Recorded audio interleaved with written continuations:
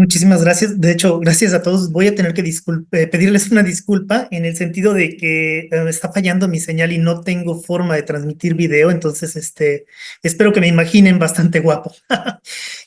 Muy buenos días a todos. Gracias por recibirme para esta charla. Espero aportarles un poco de información y la idea es que esta información les permita valorar la importancia médica de la picadura de avispa, conocer la biodiversidad de este grupo y un poquito más de su biología.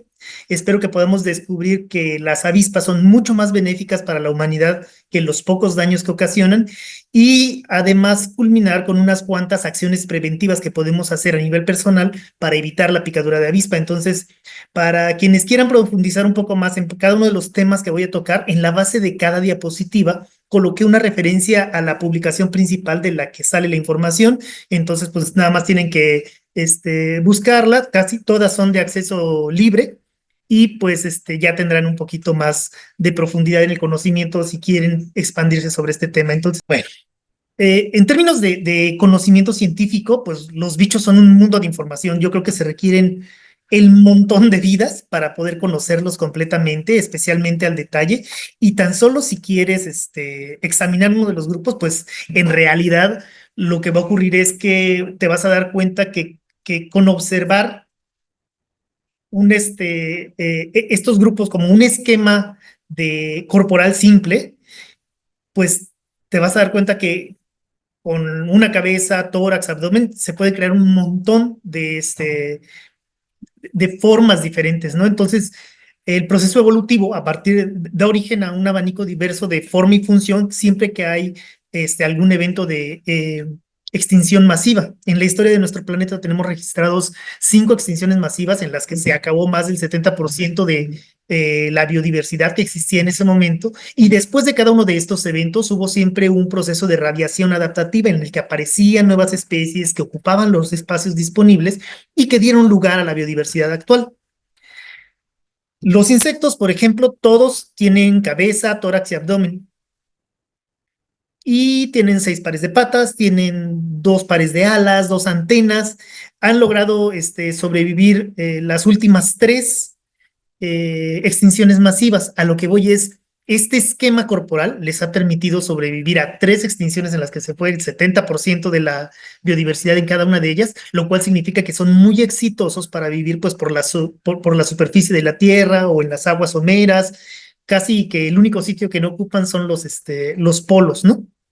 De hecho, un biólogo famoso, Ernest Mayr, solía decir que basado en las formas vivas conocidas, si existe algún animal que pueda ser el favorito de Dios, seguramente debería ser el escarabajo, ¿no? Porque tan solo de ver la gran cantidad de escarabajos distintos que conoce la humanidad, pues bueno, pareciera ser que es una de las formas favoritas, ¿no? Pero, pues bueno, tú ves todos los bichos, todos los insectos, y te das cuenta de que la variación en tamaño, en forma, en color, en función y qué es lo que hacen de cada uno de sus órganos, pues les ha dado la posibilidad a los insectos de colonizar pues prácticamente toda la superficie de la Tierra, el aire, las aguas someras, les te digo, pareciera que solamente faltan en los polos, ¿no?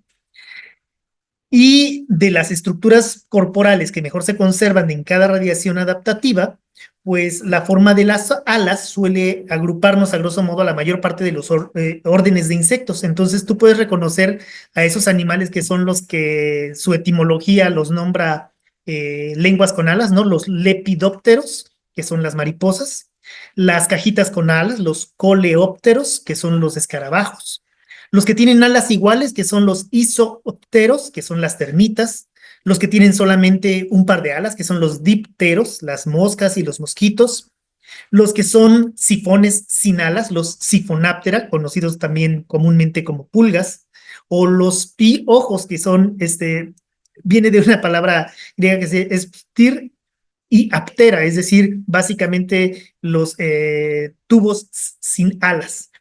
Y en ese terreno, cuando vas dándote cuenta que son las alas un indicador de cuál es la característica general del grupo, los que nos ocupan a nosotros son los de las alas membranosas, los himenóptera, que incluye avispas, abejas, abejorros y hormigas.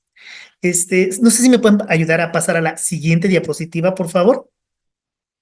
Entonces, en este terreno, pues la verdad es que en el mundo de los himenópteras hay cerca de 160,000 especies distintas de himenópteros. Y la verdad es que tratarlas a todas, pues es una labor que le tocaría varias vidas a los especialistas que las estudian en detalle, ¿no? Entonces aquí, para fines prácticos, lo que nos interesa es reconocer a grandes rasgos qué son y cómo podemos utilizar esa información para tomar mejores decisiones. Entonces, para que podamos decidir adecuadamente cuándo se requiere atención en médica y qué hacer exactamente, necesitamos conocer, por lo menos a grandes rasgos, cuáles son sus características.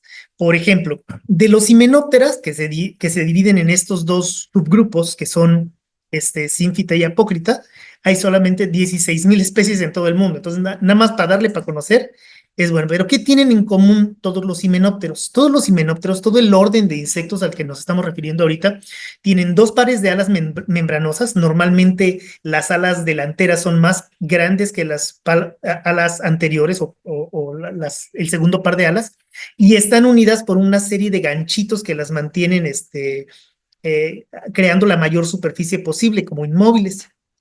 Tienen en los aparatos bucales un complejo maxilolabial que lo que hace es darle la forma a su aparato masticador de una lengua. Tienen una espina en la pata anterior que está modificada como un dispositivo de limpieza. Tienen las venas de las alas bastante simplificada en comparación con otros grupos de insectos.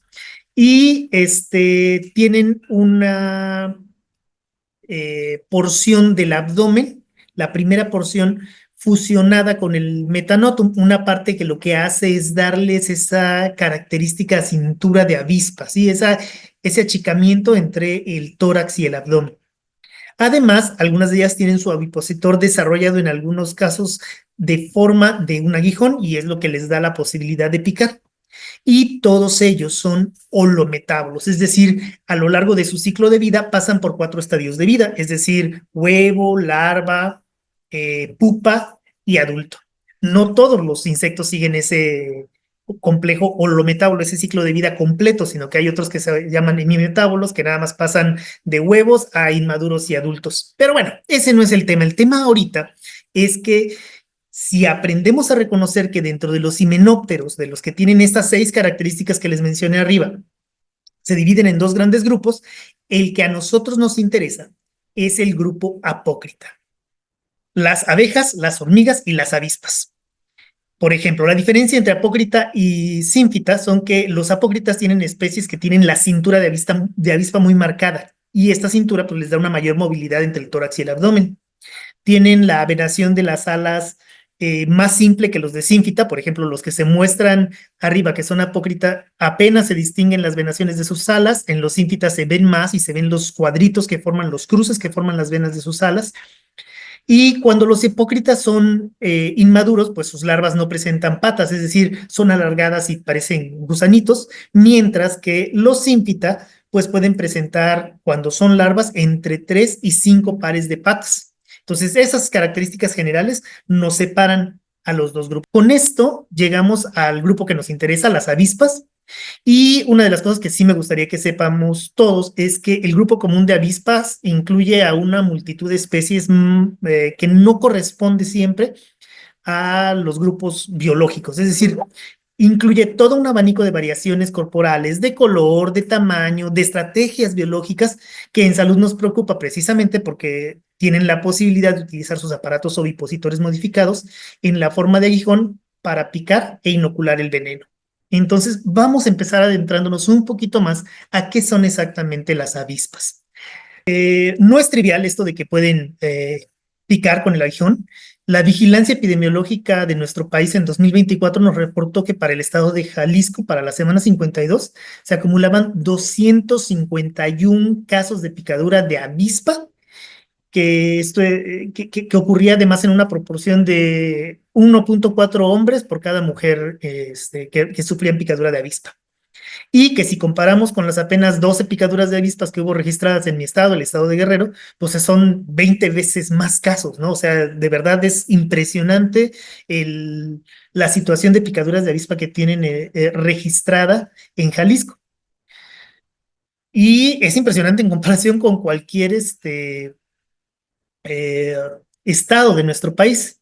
Por ejemplo, son más del doble de casos del siguiente estado que acumula más picadura de avispas, que es Colima, con 97 casos, y lamentablemente en la transmisión que estamos haciendo de las diapositivas no se distingue. Tenía la fotografía de una avispa picando y cómo se ve la roncha que genera la picadura de avispa, ¿no? La irritación, la hinchazón alrededor de la picadura y el enrojecimiento, que pues son característicos de la reacción al veneno, ¿no? En este terreno de la epidemiología de los casos de picadura de avispa, para la semana 42 de este año, de 2025, pues ya van 281 casos en Jalisco y pues sigue Jalisco llevando la delantera frente al resto de los estados. En este momento solo Jalisco produce el 11% de todos los casos nacionales. Entonces, pues tienen en su mano los profesionales de la salud del estado de Jalisco la eh, oportunidad de cambiar el impacto que tiene esta importancia médica de las avispas, ¿no? En, en esta diapositiva se mostraba el árbol jerárquico de los niveles taxonómicos del orden Hymenoptera. Es decir, los biólogos solemos clasificar a los seres vivos de acuerdo en las similitudes y diferencias que tienen entre sí y tratamos de que además ese árbol filogenético nos dé información sobre sus características biológicas, su historia evolutiva y en algunos casos incluso hasta sus hábitos de vida. Entonces, aquí lo que nos estaba mostrando este árbol es que la gran biodiversidad que representan estas 160,000 especies de himenópteros se puede dividir en dos grandes grupos, que a su vez se dividen nuevamente en grupos más pequeños. Por ejemplo, el orden Hymenoptera se divide en los subórdenes Apócrita, que tiene 15 familias, y Símfita, que tiene 35 familias. De estos nos interesa el suborden Apócrita, que se divide en dos grupos.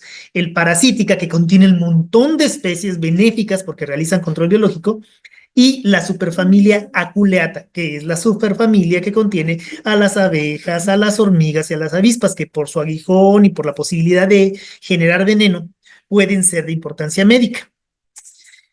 Y aunque las abejas pueden ser un tema importante para una charla aparte, la idea es que hoy pues, nos dediquemos exclusivamente a que conozcan un poco de profundidad de la familia Véspidae. La familia Véspidae contiene a 6 subfamilias que son avispones, avispas del polen, avispas alfareras, avispas albañiles, avispas papeleras y las que se conocen como avispas de chaqueta amarilla, y esas son las que se ha registrado que tienen sucesos de importancia médica. En realidad, todas las demás son inofensivas, todas en mayor o menor medida, pues tienen algún beneficio para el humano, ¿no? Nosotros nos beneficiamos de que existan y de que estén haciendo su papel ecológico allá afuera, de que son necesarias para el ambiente.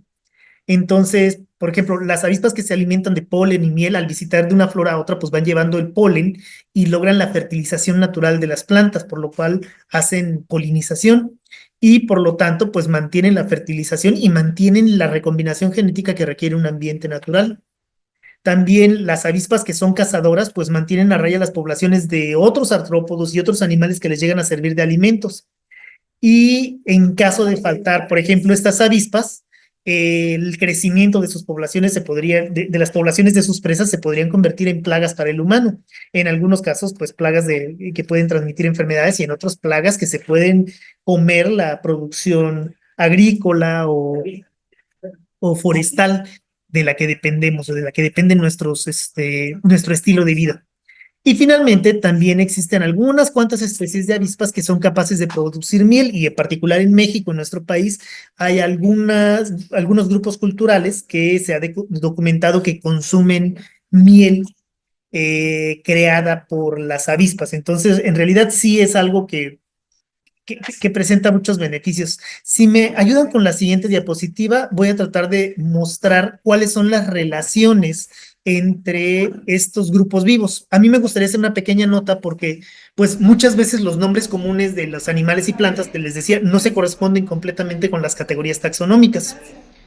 A lo que voy es que el sistema de clasificación biológica que utilizamos pretende reconocer y pretende organizar a los seres vivos de acuerdo a sus diferencias y de acuerdo a sus similitudes, pero también a explorar una historia evolutiva.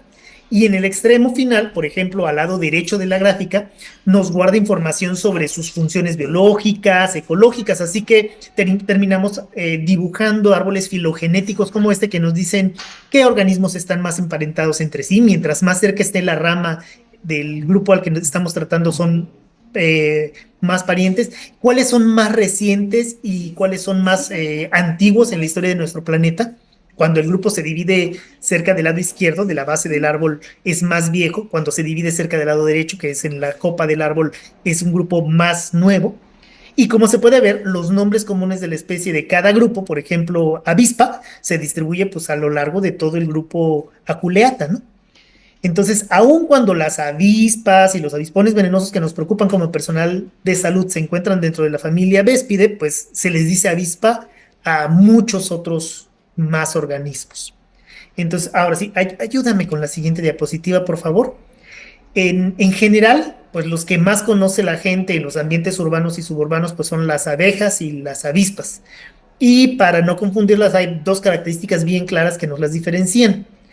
Las avispas tienen un aguijón liso que cuando pica, cuando entra en la piel, puede salir nuevamente y eso ocasiona que puedan eh, hacer múltiples ataques. Pero las abejas tienen una especie de pelitos que se atoran en la picadura y si sigue volando la abeja puede arrancarse el aguijón y morir poco tiempo después de dar la picadura. Así que mientras que las avispas pueden picar varias veces, pues las abejas mueren una vez que han picado. Y la otra diferencia es en general en la forma del cuerpo. Mientras que la forma del cuerpo de las avispas es alargada, pues la forma de las abejas es ancha. Mientras que la forma de las avispas es lisa o con muy poco pelo, la forma de las abejas está bastante cubierta de pelo, en especial en la parte media del cuerpo, en el tórax. Entonces, básicamente esas dos grandes diferencias nos mostrarían si estamos hablando de una avispa o de una abeja o abejorro, ¿no? En la siguiente diapositiva vamos a explorar las 6 subfamilias de avispas que se distribuyen en nuestro país, bueno, a nivel mundial, pero en especial las que tienen eh, especies en nuestro país que pueden ocasionar daños, ¿no? La primera subfamilia de la que vamos a hablar se llama Euparágine. Las euparágine, la mayor parte de ellas viven en lo que es la parte norte de nuestro país, es decir, tienen una distribución neártica. Su cintura y su abdomen no son muy móviles que digamos, son sésiles. Rara vez forman grupos, ¿no? La mayor parte de ellas son solitarias y solamente se reúnen para los encuentros de apareamiento y suelen cazar larvas de escarabajos, gallinitas ciegas, gusanitos que encuentran en el campo, las pican con su aguijón, al inyectarles veneno los paralizan y guardan estos bichos dentro de los túneles que ellas mismas escarban en el suelo para ahí dejar sus huevos y pues los huevos fertilizados se desarrollan, eclosionan y cuando nace la cría pues se encuentran comida fresca porque la larva de escarabajo se quedó paralizada y ese es su primer alimento. Entonces, en nuestro país podemos encontrar hasta 5 especies de la familia Euparágine. Y pues todas ellas son así grandecitas, ¿no? Como avisponcitos. En la siguiente diapositiva vemos la segunda subfamilia, que son las conocidas como avispas del polen, pertenecen a la subfamilia Mazarine.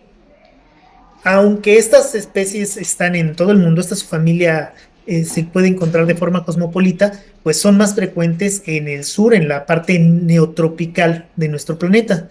Son pequeñas, tienen también una cintura con poca movilidad y suelen construir sus nidos con lodo. Van juntando entre sus patas un poco de tierra humedecida y los van llenando, los van usando para darle forma a sus agujeros que hacen en el suelo y los van llenando con algo de néctar, de polen y pues este alimento que es bastante energético, pues son lo que le dejan a los huevecillos para cuando nazcan, salgan las larvas, se desarrollen y puedan crecer hasta adultos. En nuestro país, en México, podemos encontrar al menos 10 especies distintas de este tipo de avispas.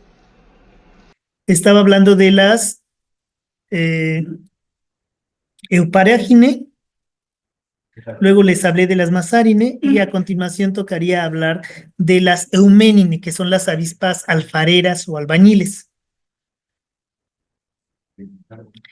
Estas avispas son llamadas así por los hábitos de construcción de sus nidos. Estas tienen cuerpos más robustos que las anteriores, son más grandesotas, tienen una cintura y un abdomen que son poco móvil, pero mucho más marcado y aunque suelen ser sociales, es más común que encontrar que la mayoría de estas formen pequeños grupos y que especialmente en la temporada de apareamiento lo que hacen es que construyen juntas en huecos de los árboles, en espacios cerrados, son las que llegamos a ver a veces construir en las paredes sus eh,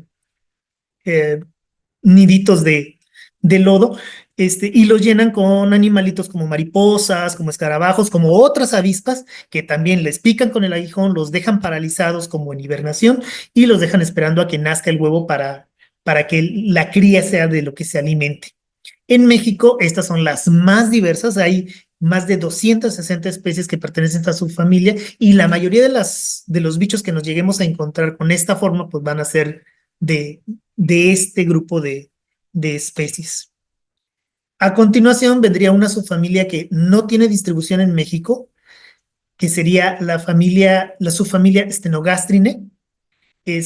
No hay en nuestro continente, pero pues por lo mismo no tenemos un nombre común para referirnos a ella. La gente aquí en nuestra tierra no tiene un nombre para ellas. Sin embargo, podemos distinguir como una de sus características peculiares lo alargado de su cintura de avispa, ¿no? O sea, se distingue como esa parte entre el tórax y el abdomen parece un tubo muy estilizado. Y este tipo de avispas son principalmente asiáticas. No vamos a hablar mucho de ellas porque no hay en México. Y podemos pasar a la siguiente diapositiva, en donde tenemos a las avispas papeleras de la subfamilia Polistine. Polistine tiene una distribución en todo el mundo, pero pues las más de las especies las puedes encontrar en la zona neotropical, es decir, al sur de nuestro país, de la meseta central hacia abajo. Tienen tamaños variados, sus cinturas pueden ser más o menos móviles y por lo menos se distinguen mucho más esa movilidad al respecto de los otros grupos. Estas avispas, las avispas papeleras, sí suelen formar colonias en las que cada casta tiene funciones específicas de construir y defender el nido, de reproducirse, de conseguir alimento. Y estas castas de obreras pues construyen sus distintos panales. Hay algunas que lo que hacen es mezclar cantidades de lodo, corteza, fibras de plantas masticadas con las que hacen el papel para construir los nidos. Y normalmente para alimentar a sus crías lo que hacen es pues meter pequeños animales como mariposas, como termitas, como hormigas, que las mastican, hacen una pasta que a veces tiene un poco de miel, la ponen para alimentar a la larva y dependiendo del alimento que le dan a la larva, pues se desarrolla una u otra casta y estas son las que salen como la avispa reina dedicada a la reproducción o como las constructoras del nido, ¿no? Y las defensoras. Entonces, en esta organización son de las que ya empiezan a presentar una organización social y pues en México hay 70 especies diferentes de este tipo de avispas y normalmente las reconocemos porque generan este tipo de panales, ¿no? Estos que tienen sus formas hexagonales de varios canalitos construidos juntos o los que parecen como estas bolas o estas pelotas que quedan colgadas y expuestas en los árboles. Mientras que el resto de las otras avispas suelen ser muy escondiditos, ¿no? Pues estas los cuelgan más bien en sitios inalcanzables, pero que suelen ser bastante visibles. Entonces, muchas de las veces o de las ocasiones en las que las personas se enfrentan con este tipo de avispas, pues ha sido porque ven el panal y lo primero que se les ocurre es tratar de eliminarlo, de quitarlo, de moverlo del lugar y entonces es donde se puede generar un problema. La siguiente subfamilia que vamos a tratar se llama las avispas de chaqueta amarilla, es la que yo diría la subfamilia del terror. Bueno, no, yo les digo así, ¿no? Porque estas son la familia Vespine. Contiene a las especies que normalmente producen este caso, son principalmente norteñas, es decir, se distribuyen en la región neártica de nuestro planeta y suelen ser grandes en comparación con las demás especies, ¿no? Construyen nidos permanentes que son cuidados por la colonia de avispas, las reconoces por esas manchas notablemente amarillas del cuerpo Y aunque hay una que otra que no construye nidos, sino que se roban los nidos que hacen otras especies, pues también en estas llega a haber organización social estructurada donde cada casta tiene sus propias funciones dentro del grupo y para alimentar a su prole lo que hacen es que le llevan animalitos masticados. En este caso, la calidad de su veneno les permite que incluso sean presas que llegan a ser más grandes que ellas mismas, incluyendo entre las cosas que llegan a capturar pues pequeños vertebrados, pequeños ratones, lagartijas, ranas a los que alcanzan a envenenar y después los ponen dentro de sus nidos para que salgan las crías y se alimenten de ellos, o ellas mismas en el transcurso de su vida se van alimentando de las presas. ¿Cómo pueden hacer esto? Precisamente por los contenidos químicos de su veneno. Por lo menos hay 7 especies distintas de este tipo de avispas de chaqueta amarilla que son venenosas que nos preocupan en México, pero no son las únicas. Resulta que nuestro país, al ser vía de contacto entre pues la parte norte y sur de nuestro continente y al tener tratados comerciales que mueven mucha mercancía entre ellos, pues es un sitio en el que se pueden recibir otras especies. En la siguiente diapositiva, precisamente lo que hago es revisar el método de evaluación rápido de invasividad, que es un mecanismo legal que tiene México en el que a partir de información biológica tratamos de predecir qué es lo que va a pasar cuando tengamos la posibilidad de que se introduzca una especie nueva. Explico a qué me refiero. En el desarrollo evolutivo de nuestro planeta, por ejemplo, cada región tiene su propia historia.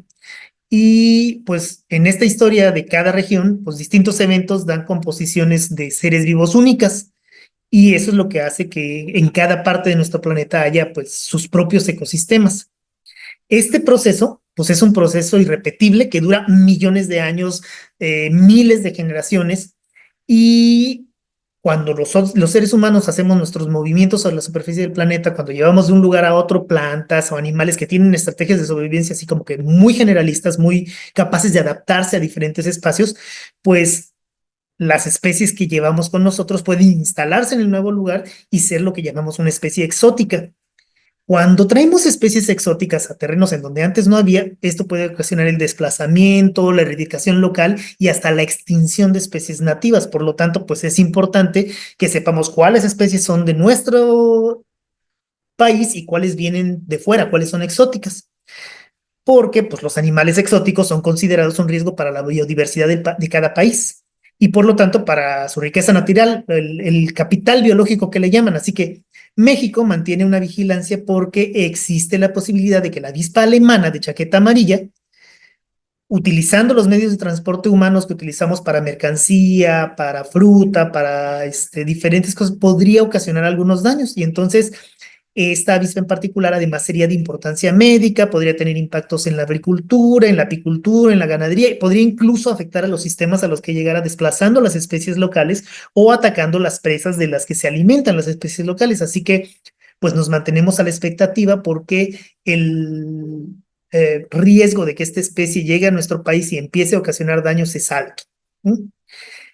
Sin embargo, no es el mismo riesgo para todas las especies. Cuando tú analizas en detalle la biología de cada una de ellas, están casos como el de la siguiente diapositiva, en donde pues, hay especies que podrían introducirse por los mismos medios a nuestro país. ¿Me pasas a la siguiente diapositiva, por favor? Como el avispón gigante asiático. Pues en realidad, aunque es bien notable, es una de las avispas más grandes, mediría unos 4 centímetros, pues su impacto podría ser muy bajo. Primero, su veneno, aunque doloroso y neurotóxico, podría ocasionar situaciones médicas importantes, pues tiene características biológicas que le van a impedir que colonice adecuadamente nuestros ecosistemas. Entonces, con avispas como estas, consideramos que aunque podría tener impactos en todas las áreas, sanitaria, económica, social, sobre los ecosistemas y sobre la biodiversidad, pues el riesgo que representa es muy bajo en comparación a la anterior. Entonces, pues hay de todo en este terreno de las avispas que pueden llegar a nuestro país. Con la siguiente diapositiva, pues a mí lo que me gustaría entonces es enfocarme en las que sí está registrado que tienen un impacto sobre los humanos. En nuestro país, por ejemplo, ha resultado de importante poner atención a la picadura de avispa de al menos 3 géneros distintos con sus respectivas especies. Los géneros son Polistes, Vespa y Véspula, cada una con varias especies en nuestro país. El veneno de estas avispas lo que suele contener son sustancias como histamina, noradrenalina, dopamina, serotonina, mielitina y apamina. Y estoy seguro que ustedes como personal médico pues entienden mucho mejor que yo los efectos que estos pueden tener sobre el organismo humano, pero es la combinación y la cantidad de cada una de estas sustancias la que ocasiona daños. Sin embargo, pues los estudios biomédicos, como el que se muestra en la siguiente diapositiva, nos llevan a concluir que en términos de enfrentarnos a un caso de picadura de vista, de la siguiente diapositiva, por favor, existen dos problemas que nos pueden ocasionar gravedad en cada uno de los casos. El primero es que al complicarse la situación haya problemas sistémicos, es decir, que haya efectos directos sobre el sistema nervioso, sobre la vista, sobre las vías respiratorias, en la nariz, en las vías respiratorias superiores e inferiores, el sistema cardiovascular, el sistema gastrointestinal, la piel. Y estas suelen darse en particular cuando la persona es demasiado sensible, es decir, cuando tiene una condición de alergia al veneno de avispa o cuando la picadura de avispa es en grandes cantidades. El problema de estas complicaciones sistémicas es que pues, pueden llegar hasta la muerte del paciente.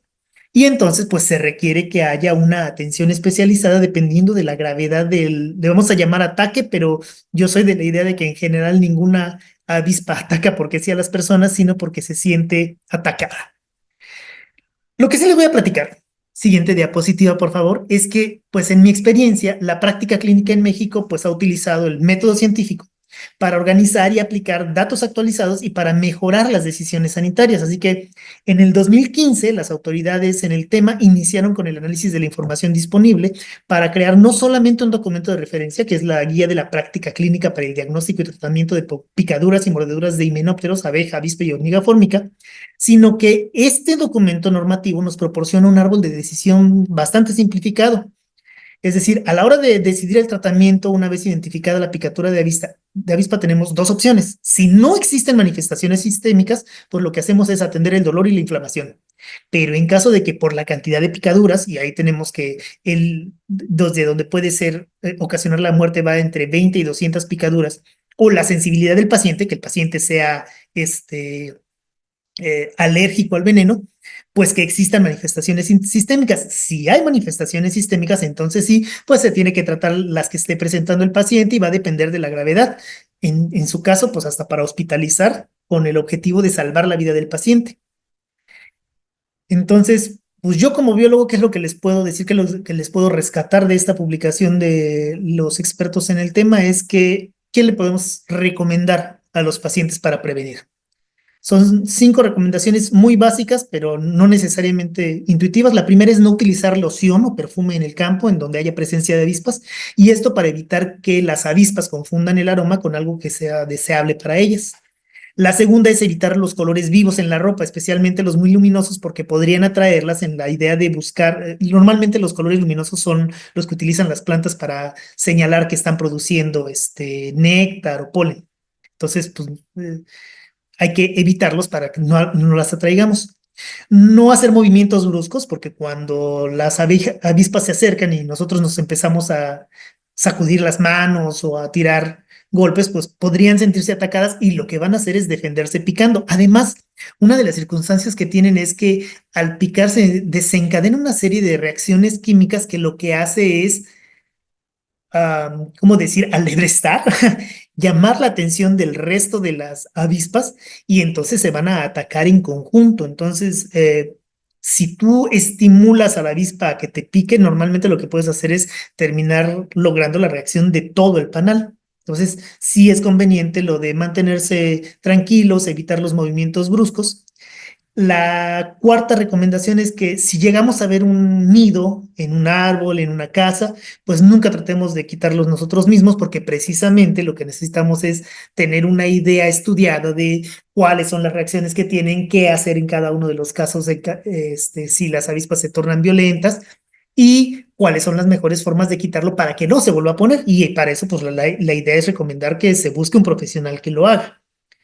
Y finalmente, pues evitar, y esto parece contraintuitivo, evitar los repelentes para insectos, porque lo que nos hace que se vayan las moscas y los mosquitos no necesariamente funciona con las avispas y podría atraerlas en lugar de repelerlas. Así que, como cada bicho tiene sus propias cosas que le gustan o que le disgustan, pues lo que haríamos sería recomendarle nada más a las personas que si van a estar en un sitio donde hay muchas avispas, que no utilicen el repelente de insectos, porque en lugar de repelerlas, podría atraerlas.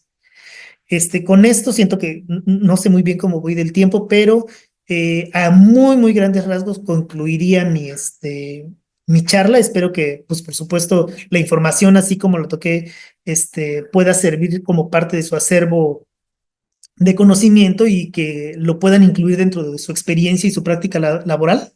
Les agradezco mucho su atención. En esta diapositiva se encuentra mi información. Se encuentra también el enlace a mi canal de divulgación en YouTube y quedo a su disposición en caso de que haya dudas o preguntas. Muchísimas gracias a todos. Muchas gracias, maestro. Bueno, a continuación voy a dar lectura a algunas preguntas que se suscitaron a partir de su presentación. La primera pregunta mencionan, ¿en Jalisco existen mayor cantidad de avispas o por qué motivos serán los casos mayormente? No tengo una exploración alrededor del tema. Ustedes en Jalisco tienen una posición privilegiada en términos biológicos, ¿sí? Están justo en la orillita en donde termina la región neártica y la región neotropical. Las regiones están definidas por la diversidad de especies que tiene cada uno y cómo se ensamblan entre ellas.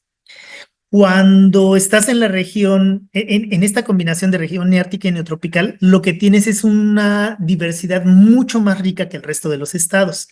En ese sentido, es posible que cuenten con una variedad muy peculiar de avispas que van cambiando su posibilidad de mantenerse dependiendo de cómo utilizas el suelo, si lo utilizas para agricultura, si lo utilizas con fines urbanos, si lo utilizas con fines industriales, cada uno de ellos le presenta diferentes, impactos a la especie y es por eso que es posible que lo que estemos teniendo en Jalisco sea condiciones que hacen que haya, por un lado, mayor contacto entre las personas y las avispas, y por otro lado, que a diferencia de los otros estados, las personas que son picadas por avispa sí acudan a los servicios de salud para tratarse.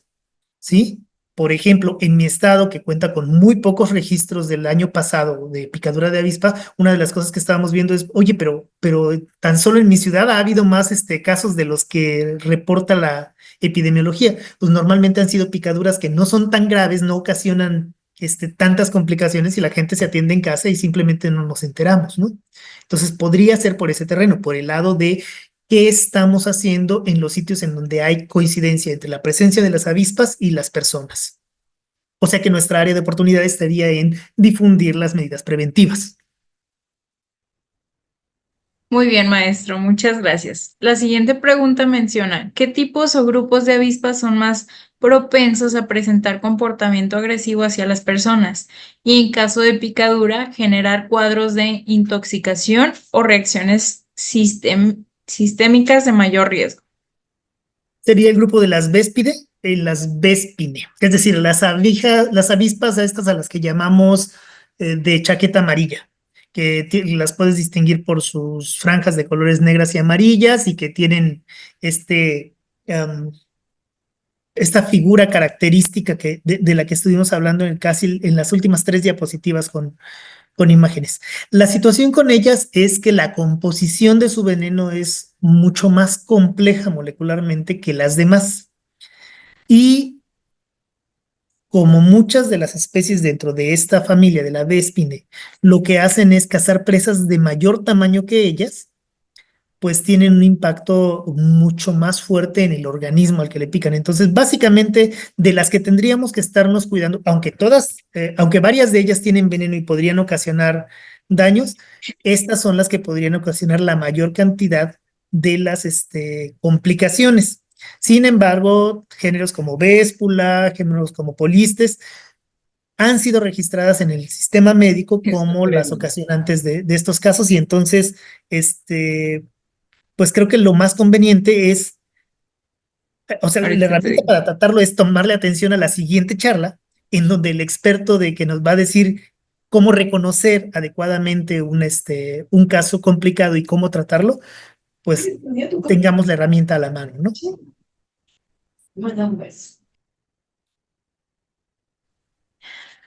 Bueno, la siguiente pregunta menciona aproximadamente cuántas veces puede picar una avispa. Una avispa individual, dependiendo de la especie, que es una frase que le hacen mucha burla a todos los biólogos, es decir, cambia de cada tipo de organismo, pero también cambia en cada tipo de individuo, podría picar entre 1 a 5 veces. Y en realidad no hay un estudio que se haya dedicado a contabilizar realmente cuántas veces pica una avispa individual. La cuestión aquí es que lo que sí podemos saber como personal médico es que la producción de veneno es un proceso metabólico costoso. Normalmente lo que ocurre es que producimos las partes de nuestro cuerpo a partir de lo que comemos y para crear las moléculas que forman el veneno, pues son moléculas grandes y estas moléculas grandes requieren que el metabolismo se dedique a reponer lo que va utilizando. Entonces, en la segunda, tercera y cuarta picaduras, pues tendrían cada vez menos veneno, menos cantidad de veneno disponible en el aguijón. Muy bien, muchas gracias, maestro. La siguiente es, ¿qué hacer cuando se altera o viene de un enjambre de avispas? Esa es bien complicada porque primero, si ya se desató la respuesta del enjambre completo, es un poco tarde para hacer algo, pero las dos cosas que básicamente nos aislarían de ellas sería cubrir completamente la piel, es decir, que nos pudiéramos encerrar lejos de donde están las avispas. Usualmente no ocurre porque cuando desatamos la respuesta de un panal de avispas es porque andábamos fuera de una construcción en donde pudiéramos protegernos, y la otra es el agua, ¿no? O sea, que pudiéramos aislarnos del aire, que es el medio en el que están volando, para que no alcancen a tocar nuestra piel. La bronca es que precisamente las avispas, una vez que han disparado su reacción de colmena, pues van a buscar atacar en conjunto, porque precisamente eso es lo que les garantiza a ellas que si algo les va a hacer daño a su panal, pues lo contienen entre el veneno de todas. La otra opción suele ser humo. Es bien difícil en ese momento cuando te están persiguiendo, iniciar una fogata o algo así. Entonces, sí es una situación complicada. La idea es poner la mayor distancia posible. Se cree, bueno, no se cree. Se ha visto que la mayoría de las avispas llegan a perseguir a su atacante en un rango de hasta 200 metros, lo cual significaría que nosotros tendríamos que correr más allá de 2 o 3 cuadras en distancia, ¿no? Como para ya evitar que nos sigan persiguiendo las avispas. Muy bien, muchas gracias, maestro. Bueno, hay otra pregunta que menciona, ¿cómo se elimina un enjambre de avispas en mi casa? Ahí sí preferiría que lo conteste un profesional. Existen varias opciones, algunas de ellas son medios químicos que lo que hacen es matar a las avispas por todos los motivos que les conté arriba, lo que hacen de polinización, lo que hacen de control de poblaciones de otros artrópodos. Yo recomendaría no matar avispas, al contrario, son benéficas para nosotros, pero para así retirarlos de los sitios en donde nosotros estamos, he conocido gente que trata de utilizar humo, pero si no sabes crear la cantidad y el tipo de humo adecuado, pues creas más molestias que soluciones. Y la otra es encerrarlos completamente. existe un dispositivo que es básicamente una especie de cubeta que una vez que ha rodeado este, el panal se puede cerrar completamente y entonces el panal queda encerrado y entonces ya se retira y se va.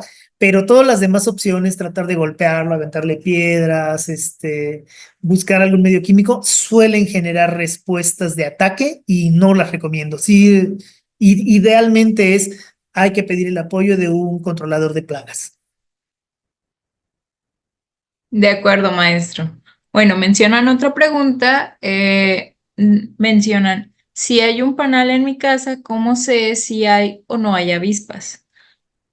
Usualmente se las ve entrando y saliendo. Sí, suelen ser muy ah, activas en ese sentido, especialmente en horarios crepusculares, es decir, cuando sale o cuando se mete el sol, que es cuando van a buscar y atraer sus presas.